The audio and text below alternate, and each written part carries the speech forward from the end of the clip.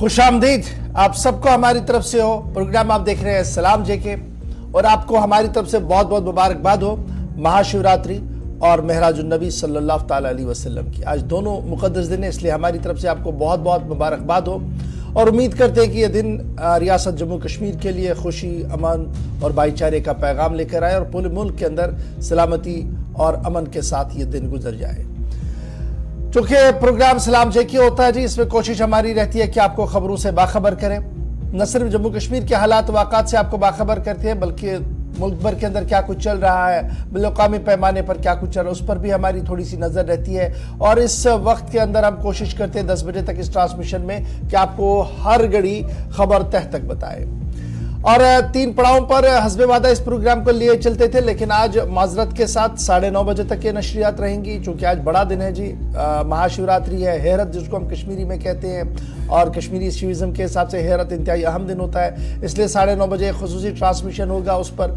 और उसके बाद भी दिन भर हम आपके साथ रहेंगे, फिर रात भर आपको शबखानी की मजलिसों जहाँ पर होंगी वहाँ से भी आपको लाइव विजुअल्स के ज़रिए से दिखाएंगे। बहरहाल आज की नशरियात 9:30 बजे तक होगी, इसलिए आज किसी भी फ़ोन कॉल्स को शामिल प्रोग्राम नहीं करवाएंगे, लेकिन 9:30 बजे तक कोशिश करेंगे कि लगातार आपको बैक टू बैक हर छोटी बड़ी खबर से बाखबर करें। तो करते हैं प्रोग्राम का आगाज़। दिल्ली स्टूडियो में इस वक्त मेरे साथ आसिफ रशीद भी मौजूद है। प्रोग्राम के तय फॉर्मेट के हिसाब से हम सबसे पहले बात करेंगे हिस्ट्री ऑफ द डे की और याद दिलाएंगे आपको कि आज 18 तारीख है और 18 फरवरी को माजी में क्या कुछ हुआ है।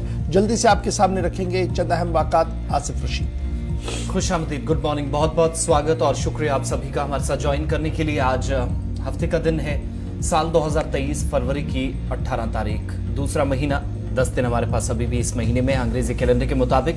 लेकिन माजी में जब हम औराक को पलटते हैं तो कुछ बड़ी बातें सामने आती हैं, कुछ अहम वाक़यात, इवेंट्स, इंसिडेंट्स हमारे सामने आते हैं। वो आज खास क्या है, एक मुख्तसर सी फहरिस्त आपके सामने रखते हैं। 1946 में आज ही के दिन रॉयल इंडियन नेवी या नेवी कह लीजिए, जिसने बंबई और मौजूदा वक्त में मुंबई जहां बगावत की 1946 को 18 फरवरी। 1943 में नाजी फौज ने व्हाइट रोज तहरीक के अरकान को गिरफ्तार किया। आज के दिन नाजिज्म के खिलाफ जिस तहरीक का हमने जर्मनी के अंदर मुशाहिदा किया, उसके खिलाफ आज कार्रवाई हुई, बहुत सारे कारकुनान गिरफ्तार हुए। 1943 में पहली जंग अजीम में जर्मनी ने इंग्लैंड की नाकाबंदी की। आज के दिन चारों अतराफ से घेरा गया और उसके बाद हमले का आइंदा मंसूबा तैयार किया गया। 1614 में जहांगीर ने मेवाड़ पर कब्जा किया। मौजूदा वक्त में हरियाणा का यह हिस्सा 18 फरवरी की तारीख आती है जब कब्जा मेवाड़ पर मुकम्मल तौर पर हुआ था जहांगीर का। साल 1989, तारीख 18 फरवरी, अफगानिस्तान की हुकूमत ने हंगामी हालत का ऐलान आज के दिन किया। उस वक्त जब सोवियत यूनियन भी यूएसएसआर जिसको आप बोलते हैं या रूस की जानिब से लीड की जाने वाली फोर्सेस को मुल्क से निकालने की उस वक्त कोशिश थी और जबरदस्त कशीदगी खित्ते के अंदर थी। 1999 में इसके 10 साल बाद आज ही के दिन 18 फरवरी को हिंदुस्तान और बांग्लादेश के दरमियान बस सर्विस का मुआहिदा हुआ और दोस्ताना ताल्लुकात जो थे उनको मजीद बेहतर करने की कोशिश में एक कदम दोनों मुल्क आगे बढ़े। 2006 में आज ही के दिन हिंदुस्तान और पाकिस्तान के दरमियान थार एक्सप्रेस शुरू हुई। 2006 18 फरवरी को दोनों पड़ोसी ममालिक तल्खियां दूर करके थार एक्सप्रेस शुरू करने पर जो मुआहिदा तय पाया था उसके मुताबिक आज आगाज हुआ। और इसके 2 बरस बाद 2008 में पाकिस्तान के अंदर 9वीं बार कौमी और सूबाई असेंबलियों के इंतखाबात का इनेकाद अमल में लाया गया।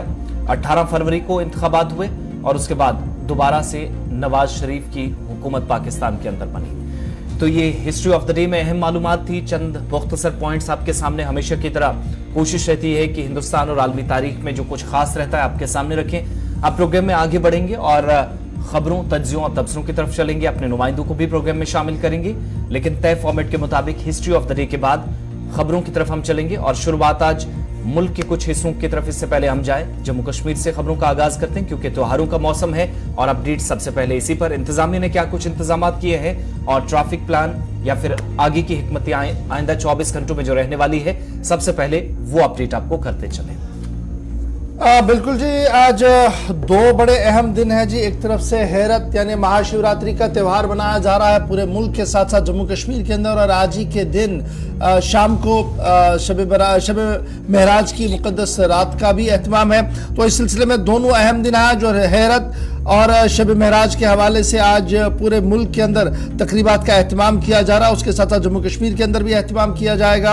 इस सिलसिले में इंतजामात को सूबाई सतह पर मुकम्मल कर दिया गया है, और इंतजामिया ने आज एडवाइजरियां भी जारी कर दिया है। ट्रैफिक एडवाइजरियां भी जारी कर दी गई है, क्योंकि कई मकामात पर आज दिन में भी जुलूस बरामद किए जाएंगे। और इस सिलसिले में आज सुबह से ही हम देख रहे हैं कि मुख्तलिफ मंदिरों के अंदर भी लंबी लंबी कतारों में लोग जो है वो जमा हो रहे हैं और पूजा पाठ में हिस्सा ले रहे हैं। महाशिवरात्रि, जिसे मकामी तौर पर जम्मू कश्मीर के अंदर हेरत के नाम से याद किया जाता है, इसे आज सेलिब्रेट किया जा रहा है जी मजहबी अकीदत और एहतराम के साथ entire union territory Jammu Kashmir के अंदर। और अलल खसूस कश्मीरी पंडित जो शिविज्म के एक अलहदा अलामत के तौर पर देखी जाती है, तो शिविज्म को लेकर कश्मीरी पंडितों का अपना एक मौकफ है।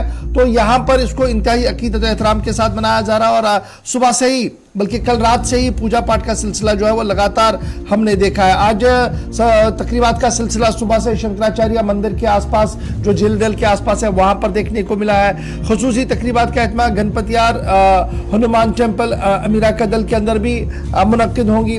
उसके साथ साथ जहां जम्मू की हम बात करें तो जम्मू के अंदर भी कई मंदिरों को दुल्हन की तरह सजाया गया है, और वहां पर भी तकरीबात का एहतमाम जो है वो किया जा रहा है। आज कई मकामात पर जुलूस भी बरामद किए जाएंगे, और हेरत या महाशिवरात्रि को लेकर ये जुलूस जम्मू के अंदर बरामद किए जाएंगे, जो शालीमार रोड से होते हुए इंदिरा चौक, सिटी चौक, परेड ग्राउंड से होते हुए रामेश्वर मंदिर के पास जो है वो इख्तिताम पजीर होंगे। तो उस सिलसिले में इंतजामात को जम्मू सूबे के अंदर जो है वो मुकम्मल कर दिए गए हैं। कश्मीर सूबे के अंदर भी इंतजामात को मुकम्मल कर दिया गया है।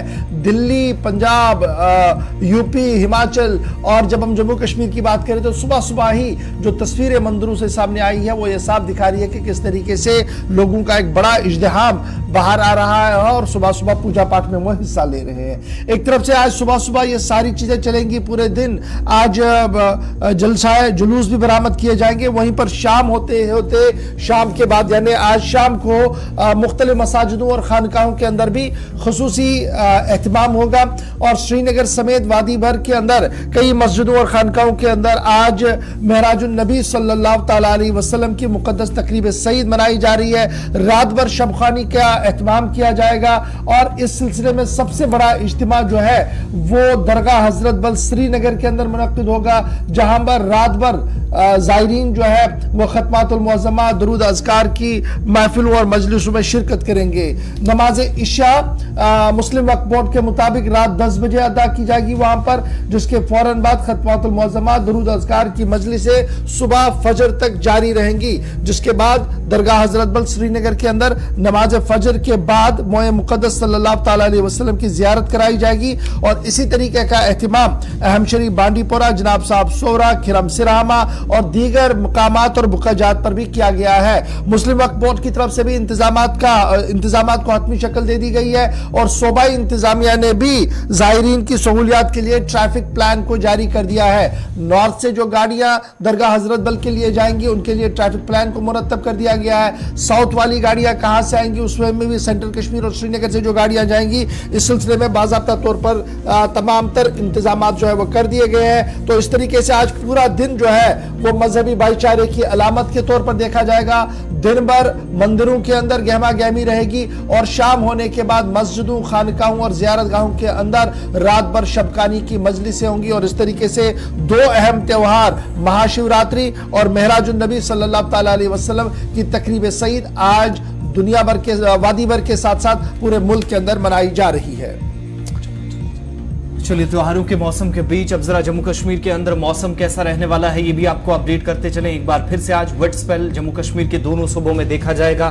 हल्की बारिश और बर्फबारी का इम्कान फिर से जाहिर किया गया है। महकमा मौसमियात की पेशनगोई के मुताबिक 19 फरवरी से 21 फरवरी के दरमियान, यानी ये जो 48 घंटे हैं, हल्की बर्फ और साथ ही साथ बारिश का भी इम्कान है। महकमा मौसमियात की तरफ से यह भी कहा गया है कि 21 से 24 तारीख तक, यानी फरवरी के जब 21 तारीख से 24 के दरमियान वाला जो वक्त है, इसमें ज्यादातर मौसम खुश्क रहेगा, लेकिन अब आलूद होगा। सर्दी की शिद्दत में भी इजाफा देखा जा सकता है। लेकिन आज से एक बार फिर उन एरियाज के अंदर जहां पर पहले से हमने देखा था कि बर्फानी तोदे गिराने की वजह से कुछ एक इलाकों में नुकसान भी हुआ, वहां पर मुतलका हुकाम की जानिब से क्लियर किया गया है महकमा मौसमियात ने कि बर्फानी तोदे गिरने का खतरा बरकरार है, लिहाजा इन इलाकों के अंदर अलर्ट जारी कर दिया गया है। जहां पर बर्फ पहले से पड़ी है, मजीद बर्फ और बारिश का इम्कान आज से फिर जाहिर किया जा रहा। बाद दोपहर मौसम फिर से तब्दील होगा, हल्की बारिश और बर्फबारी के बीच 19 तारीख से 21 तारीख तक जम्मू कश्मीर के लोगों को एक बार फिर जो सर्दी, इन दिनों मनफी पारा आप देख रहे थे, दर्जा हरारत जा रहा था, शबाना दर्जा हरारत सबसे ज्यादा हम गिरते हुए देख रहे थे,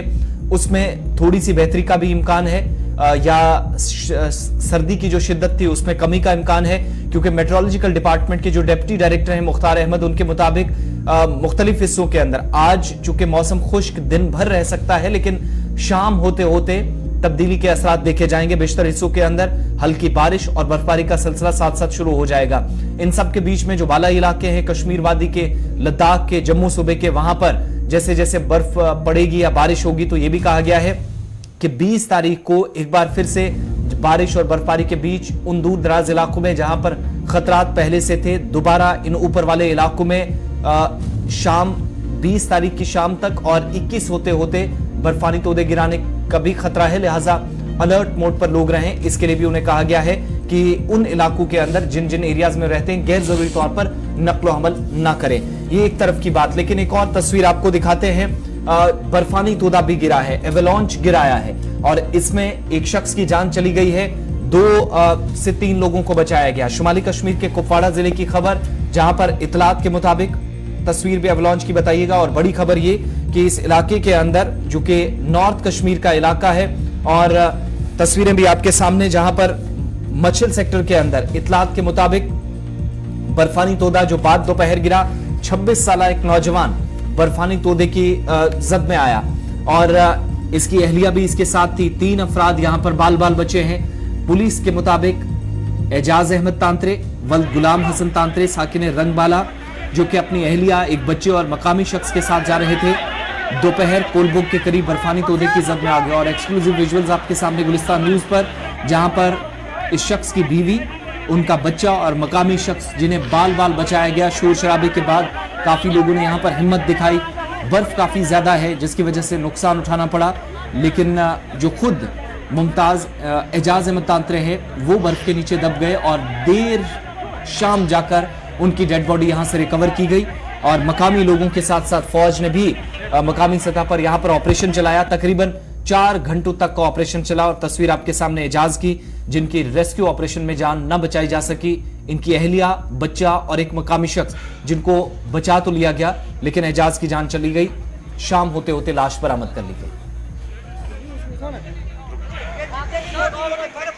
तस्वीरें आपके सामने। ताम याद रखिएगा कि महकमा मौसमियात और डिजास्टर मैनेजमेंट ने एक बार फिर बर्फानी तोदों की वार्निंग जारी कर दी है और साफ कर दिया कि बालाई इलाकों के अंदर रहने वाले लोग जो है वो काफ़ी एहतियात से काम ले और बसूरत मजबूरी ही इन इलाकों के अंदर जो है वो चहलकदमी की जाए। फिलहाल बढ़ते जी आगे, जरा बात सरकार के बाद बर्फानी तोदे के बाद सरकार के फैसले की करते हैं और बात करते हैं उस बड़ी खबर की जो कल से लगातार गर्दिश में है, क्योंकि मरकजी वजारत दाखिला ने एक और ऑर्डर जारी कर दिया है और मरकजी वजारत दाखिला के मुताबिक कुछ और तंजीमों पर पाबंदी आयद कर दी गई है। न सिर्फ तंजीमों पर पाबंदी आयद कर दी गई है बल्कि इंडिविजुअल कैपेसिटी में भी कुछ और अफराद को नामजद दहशतगर्दों की लिस्ट में कर दिया गया है। इधर जराया हमें बता रहे हैं कि आने वाले चंद दिनों के अंदर अंदर मजीद कुछ तंजीमों को भी इसी तरीके से गैर कानूनी तरीके से इन फहरिस्तों में जो है वो लाया जाएगा और उन लिस्टों के अंदर डाला जाएगा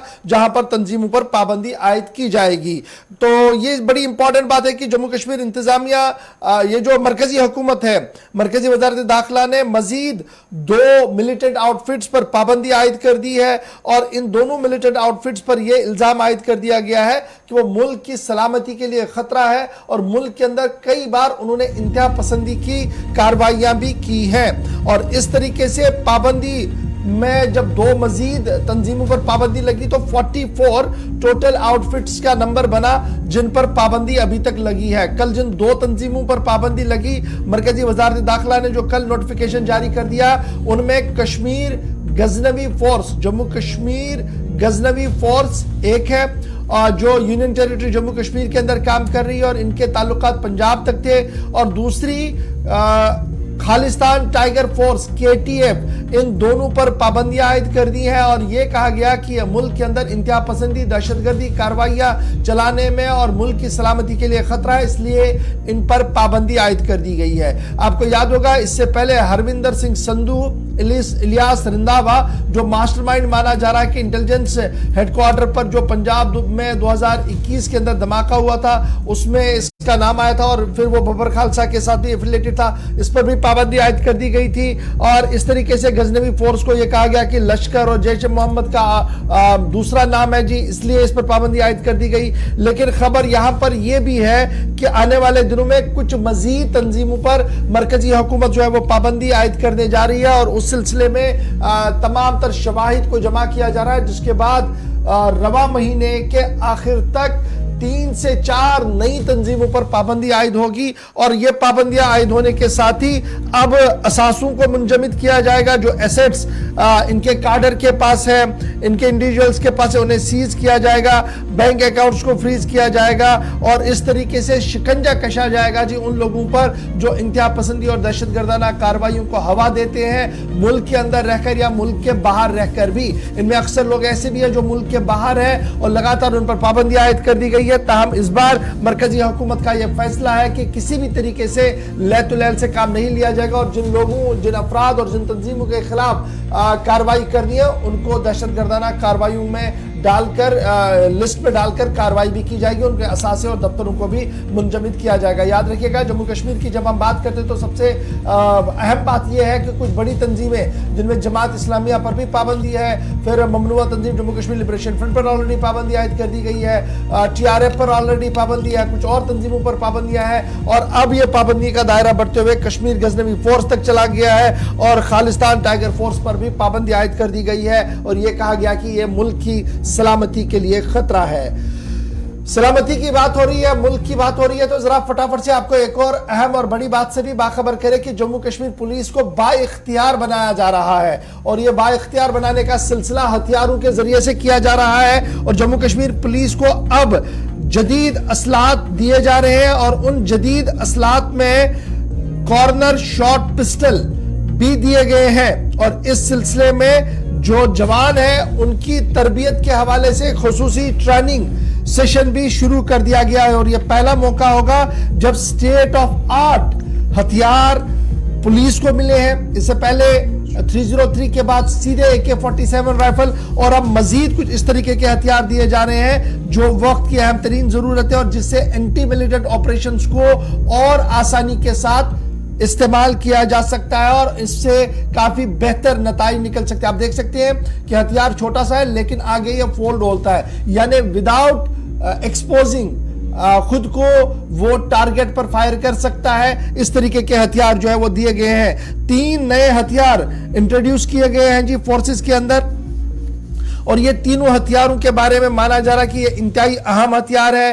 कॉर्नर शॉट वेपन्स इनको कहा जाता है, यानी आप बिल्कुल कॉर्नर पर रहिए, फिर अपने हथियार को लेफ्ट राइट सीधे जहां ऊपर नीचे आपने घुमाना है, एक ही डिस्टेंस में रहकर आप इसको घुमा सकते हैं। तो इस तरीके से यह कहा गया कि ये सारी जो है मेड इन इंडिया भी है, और इसमें जदीद टेक्नोलॉजी और जदीद आलात का भी इस्तेमाल हुआ। सीधे फैसल के पास चलेंगे।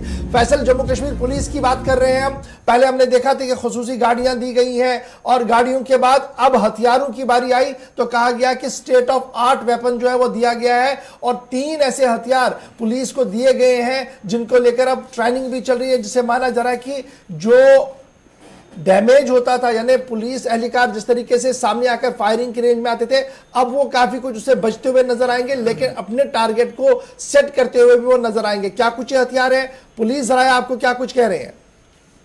देखिए, अगर हम हथियारों की बात करें जो कि जम्मू कश्मीर पुलिस के पास है, तो कहीं ना कहीं डर थी, एक मॉडर्न इक्विपमेंट्स की, मॉडर्न सामान की डर थी, कमी थी जम्मू कश्मीर पुलिस में।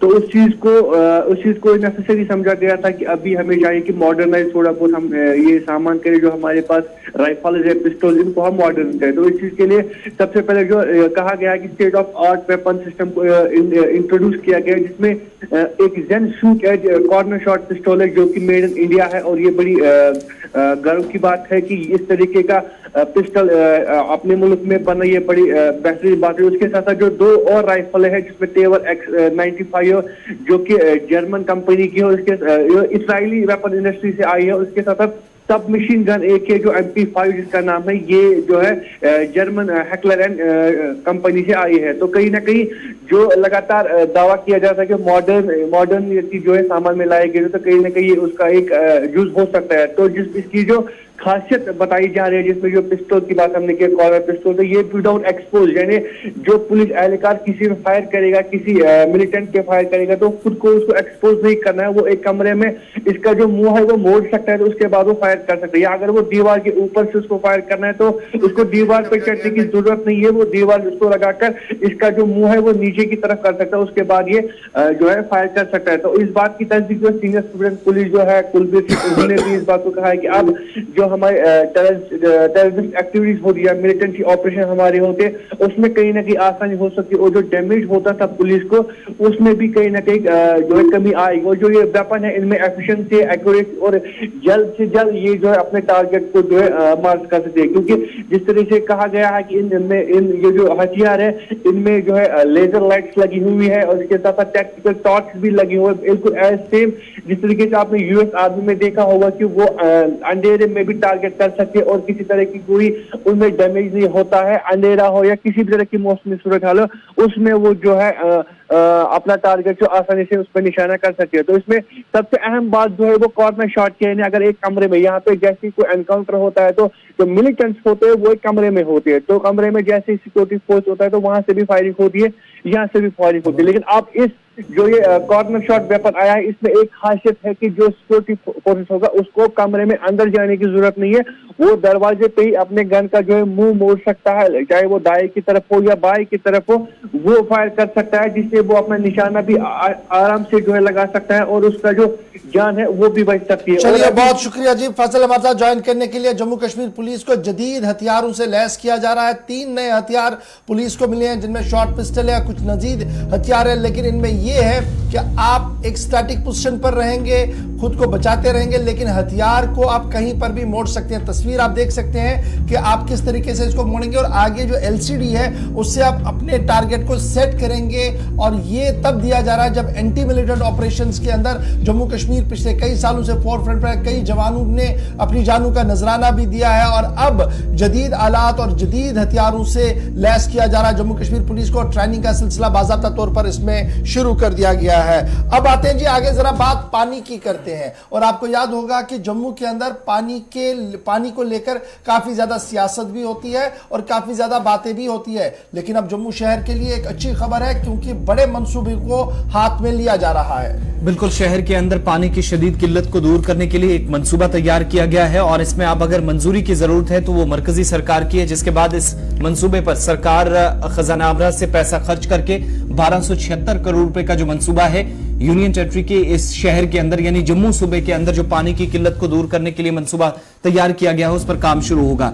दरअसल नई स्कीम शुरू करने की तैयारी है और इस स्कीम के मुताबिक शहर जम्मू के अंदर पानी की साफ पानी की फराहमी और हर शहरी तक पानी पहुंचे, नल के जरिए पानी पहुंचे, इसके लिए चिनाब दरिया से अब पानी जम्मू शहर तक पहुंचाने की, पानी चढ़ाने की कोशिश की जाएगी। सरकार के मुताबिक अब असल में हुआ क्या है, जम्मू म्युनिसिपल कॉर्पोरेशन जिस पर कई तरह के इल्जाम थे कि ऐसी नाकस हिकमत अमली या मनसूबाबंदी है, हर शहरी तक हर इलाके के अंदर वक्त पर तय शेड्यूल के मुताबिक पानी नहीं पहुंचता। लेकिन अब जेएमसी ने क्या किया है कि यूटी इंतजामिया के जरिए वो एक मदद मरकजी सरकार से लेने जा रहा है और एक प्रपोजल बाकायदा यूनियन टेरिटरी इंतजामिया के जरिए जम्मू कश्मीर से होते हुए दिल्ली पहुंचाना चाह रहा है। उस प्रपोजल पर जब दस्तखत होंगे, चीजें यहां से फाइनल हो जाएंगी, तो जम्मू शहर के अंदर वो मंसूबा जिस पर तकरीबन तखमीना लागत जो है वो 1276 करोड़ रुपए है, चिनाब दरिया का पानी, जिसको मुकम्मल तौर पर अभी इस्तेमाल में नहीं लाया जा सका है जम्मू शहर के अंदर शहरियों की इस मुश्किल को दूर करने के लिए, तो वो 1276 करोड़ रुपए का मंसूबा, जिसके तहत पानी ऊपर चढ़ाने ना सिर्फ बल्कि जो बुनियादी ढांचा इसके लिए शहर के अंदर तैयार करना है, नई ट्यूब वेल्स बनानी है, 20 से ज्यादा का मंसूबा रखा गया है। इसके अलावा जो पंपिंग स्टेशन हैं मुख्तलिफ हिस्सों के अंदर, जहां पर इमारत कैंटोनमेंट एरिया का जो सतवारी वाला एरिया है, बनोरख का एरिया है, वहां पर भी एक मंसूबा इस बार जो है इस प्लान में है कि सेंट्रल पंपिंग स्टेशन एक तामीर किया जाएगा। मकसद ये कि 1276 करोड़ रुपए खर्च किए जाएं और जीएमसी मरकज के जेर इंतजाम इलाके की इंतजामिया के जरिए मरकजी हुकूमत तक पहुंचे। और अगर ये मंसूबा इसको हतमी शक्ल दे दी जाती है, जब ये मंजूर कर लिया जाएगा, तो जराये के मुताबिक एक फॉरेन एजेंसी इसको फंडिंग कर सकती है, जिसके बाद कम से कम वो जो परेशानी शहर के अंदर वाटर सप्लाई जो हमने अभी तक देखा है, जिस पर सवाल जीएमसी पर मुतलका हुकाम पर उठते रहे, वो बहुत हद तक दूर की जा सकती है। यानी बड़ी खबर हम आपको यह बता रहे हैं कि चिनाब से पानी को लिया जाएगा, उसको अपलिफ्ट किया जाएगा जी, उठाया जाएगा लिफ्टिंग स्टेशन के जरिए से, और बाद में जम्मू शहर तक उसको पहुंचाया जाएगा। इसके लिए मंसूबा तैयार किया गया है। मंसूबे का खाका क्या है वो आसिफ ने आपको बता दिया, लेकिन इसमें फॉरेन फंडिंग एजेंसियां जो है, यानी मरकजी हुकूमत की मंजूरी के बाद फॉरेन एजेंसियां इसमें काम कर सकती है। इस हवाले से भी जो है वो खबर सामने आ रही है, और जापान की एक एजेंसी है जिसने इस बारे में अपनी हामी दी है कि अगर ये मंसूबा तय होता है, क्लियर होता है, तो उसके बाद वो भी अपना रद्दअमल जो है वो इसमें देंगे और वो अपना काम हाथ में लेंगे। इस प्रोजेक्ट के तहत वार्ड नंबर 33, 34, 35, 36, 38, 39 और फिर आपको इसको सीधे चलिए जी 33 से 64 तक जितने भी वार्ड्स हैं, म्यूनिसिपल वार्ड्स कंटेनमेंट एरिया के अंदर, और वार्ड 55, 68, 69 से लेकर 70 तक, इन सबों के अंदर ये पानी की सहूलियतें पहुंचाई जाएंगी। और 182 करोड़ रुपया इसके लिए अलग से रखा गया। 1270 से ज्यादा करोड़ रुपया लिफ्टिंग स्टेशन के लिए बनाना है। उसमें जहां पानी उठाया जाएगा, वहीं आसिफ ने आपको बता दिया कि कुछ बोरवेल्स भी खोदने हैं जी, उनके लिए भी एक मुनासिब मैकेनिज्म तैयार किया गया और प्लान चॉकआउट किया गया है। और माना जा रहा है कि आने वाले चंद सालों के अंदर अंदर मुकम्मल तौर पर शहर के अंदर जो पानी की किल्लत गर्मियों के दौरान होती है, उससे निजात जो है वो जम्मू शहर को मिल सकता है। नंबर 1। नंबर 2, जब हम पानी देने की बात कर रहे हैं तो याद रखिएगा कि इंतजामिया ने नोटिसें जारी कर दी हैं, और इंतजामिया ने यह साफ कर दिया है कि अगर आपने 15 दिन के अंदर अंदर, जम्मू म्युनिसिपल कॉर्पोरेशन ने फैसला लिया है कि वो उन अफराद के लिए सख्त कदम उठाएंगे जो अपने वाजिबुल अदा, यानी जो रिक्वायर बिल्स उनकी हैं, जो आउटस्टैंडिंग बिल्स उनकी है बिजली और पानी को लेकर, अगर वो उन्होंने क्लियर नहीं किए तो 15 तारीख के बाद, यानी 15 दिनों के बाद उस पर कार्रवाई होगी। आप समझ लीजिए 31 मार्च तक आपके पास डेडलाइन है कि आपने अपना सारा बैलेंस जो है पानी का वो आपने क्लियर करना है। जो बिल्स है आपकी 1 साल की, 2 साल की, वो आपने क्लियर करनी है। अगर आप नहीं करते हैं तो म्युनिसिपल कॉर्पोरेशन का फैसला यह है कि बिजली पानी की सप्लाई को रोक दिया जाएगा। इससे पहले बिजली का भी इसी तरीके का हुक्म था कि 10 दिन के अंदर अंदर मुकम्मल किया जाए, वरना बिजली सप्लाई काट दी जाएगी। और अब जम्मू म्युनिसिपल कॉर्पोरेशन ने फैसला लिया कि अगर आपने वाजिबुल अदा आपने अदा नहीं किए तो आपके खिलाफ कार्रवाई होगी और आपके पानी का कनेक्शन काट दिया जाएगा। तो दोनों चीजें आपके साथ है। छोटा सा ब्रेक यहां पर ले रहे हैं जी, ब्रेक के उस पार आएंगे तो बात जरा एक और अहम मौजू की करते हैं, बात करते हैं सैफरान की। और यह जाफरान की बात इसलिए बड़ा इंपॉर्टेंट है, पैदावार तो बढ़ रही है लेकिन एक अनोखी चीज देखने को मिल रही है। जानवर सामने आ रहा है जिसे आप मार भी नहीं सकते हैं, लेकिन उससे फसल को नुकसान हो रहा है। इस पर गुफ्तगू करेंगे। फिर आपको यह भी बताएंगे कि हुकूमत ने नोटिस लिया है, किस बात का नोटिस लिया है, क्यों नोटिस लिया है, और सरकार ने क्या कुछ करने के लिए कहा था जो नहीं किया गया। अब कार्रवाई क्या होगी बताएंगे आपको डिटेल के साथ, छोटे से ब्रेक के फौरन बाद।